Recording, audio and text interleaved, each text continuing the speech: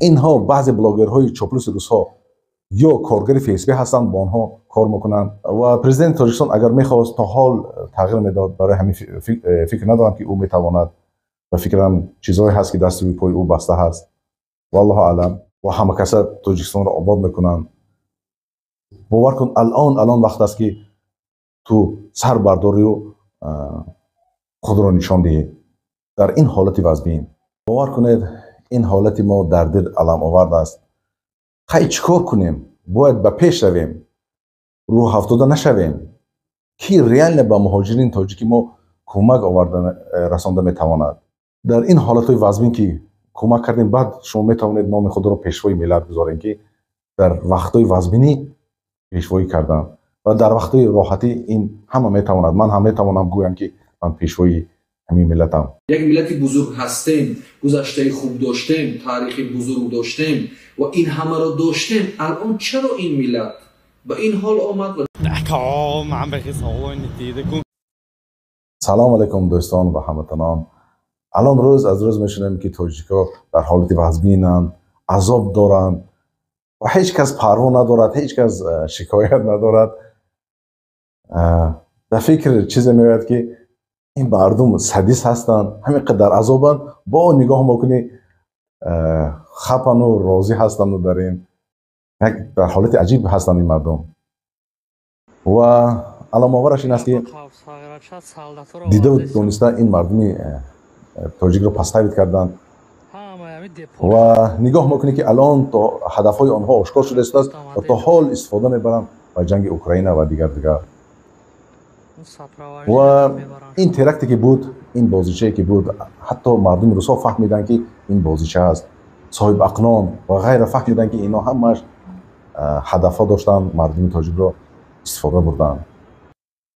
همه این رو فهمید الا بعضی بلاگرهای چوپلوسی کله‌زردا باور دارن که تاجیک‌ها گناهکارن. سبحان الله.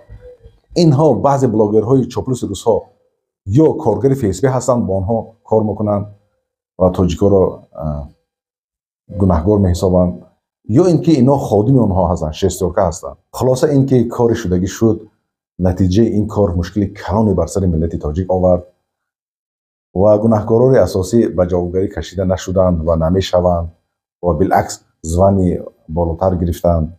اکنون با این مشکلات کلانی که بر سر ملت تاجیک آمد، کی این ملت را پشتیبانی میکند؟ کی در پیش ایستاده پیشوایی میکند؟ کی پدر ملت شده رحمدلی میکند بر این ملت؟ با کی مراجعت کنیم از درد و فیغان این ملت؟ باور کنید این حالت ما در دل علم آورد است. خیلی چیکار کنیم؟ باید به پیش رویم، رو افتاده نشویم. تاجیکستان به پیش، به پیش، به پیش. کی ریال به مهاجرین تاجیکی ما کمک آوردن رسانده میتواند؟ امروز شما کی هستید؟ با چی مشغول هستید و خودتون و ملتتون در چی وضعیت قرار دارید؟ و نگاه میکنید مخالفین خیلی برآمد کردن، خیلی راهنمایی کردن. ماشاءالله چطور وطن دوستدار هستند، ولیکن افسوس که اینها زورشون نمیرسد، امکانیت ندارن که تغییر دهند این حالت ما را. و دیگر سفارت تاجیکستان در مسکو، این بودن و نبودنش یک خیل است، نه گرمش میرسد نه خنکش میرسد. و دیگر ایزد امان کجا باشد که به این سوالهای ما جواب دهد.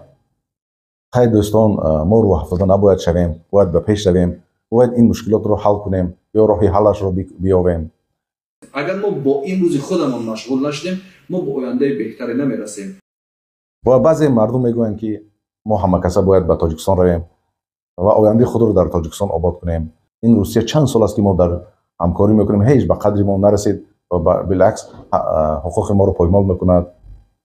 و بعضی میگویند که این رو پرزیدنت تاجیکستان حل کرده میتواند به دست او. و راست دیگه من فکر اندیشی دیگر دارم. این مشکلاتی که بر سر ما آمد، این رو حسین امامعلی حل کرده میتواند، تغییر داده میتواند. زیرا که او کادر جوان است، او جوان است. این مشکلاتی که بر سر جوانان ما آمد او درک میکند. این آدمای کلانسالی که هستند، باور کنید حالت ما رو، جوانان رو درک نمیکنند. و برای همین فکر میکنم که رستم امامعلی قدرت دارد که میتواند تغییر دهد این کار را.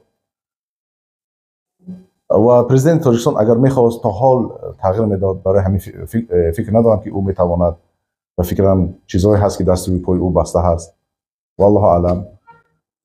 ولیکن رستم امامعلی برای او این فرصت هست که دل مردم را بیابد، خاصتا جوانان مردم تاجیک را. اگر او در آینده پرزیدنت شدن نیت دارد، پس برای او فرصت است که غم این مردم را خورد. چطوری که میگویند آینده دولت این جوانان هست، ولی که جوانان ما را نگاه میکنی شکسته اند، روح افتاده اند، و شما میخواهید که آینده تاجیکستان همینطوری روح افتاده و شکسته باشد و 100 سال دیگر با همینطوری روح افتاده باشیم. برای همین مراجعت میکنم که به رستم امامعلی الان وقت است که تو این دل جوانان رو به دست بیاری و این جوانان رو کمک کنی، هنر سیاست رو نشان دهی و باوری این جوانان رو به خود بیاری و این جوانان هم به تو کمک میکنن و دستگیری میکنن و همه کسا تاجیکستان رو آباد میکنن. باور کن الان وقت است که تو سر برداری و خود را نشان دهی در این حالت وضعی. و خود رستم دیده ایستاده است که این جوانان ما را در اوس و روسها استفاده میبرند، در خیلی حالت وضعی گذاشتن. و سیاست دیگری در تاجیکستان هست که مردم رو با جنگ میترسانند، میگویند ما جنگ رو اثر گذراندیم، این چیزی بد است. ولی که نگاه کنین که الان تا 50,000 جوانان تاجیک رو باید در جنگ اوکراین بفرستند.